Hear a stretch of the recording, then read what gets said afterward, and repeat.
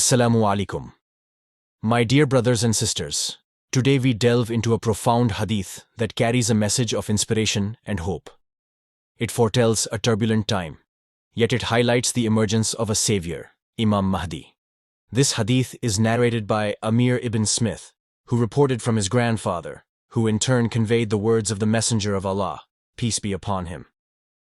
In Dhul Qa'dah, the Islamic month, intertribal conflicts will arise.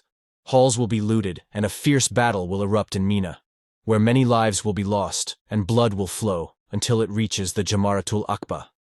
At that moment, their companion, referring to Imam Mahdi, will seek refuge between the corner and the maqam and will be compelled to accept the allegiance of the people. Al-Fitan, Nuaym ibn Hammad. This hadith is a beacon of hope, even in the face of adversity. It symbolizes the trials and tribulations that humanity may encounter before the emergence of Imam Mahdi.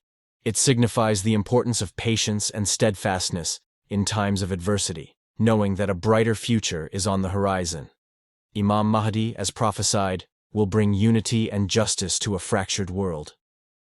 His leadership will guide us towards a better tomorrow, where righteousness and peace will prevail. In these challenging times, let us draw strength from this hadith.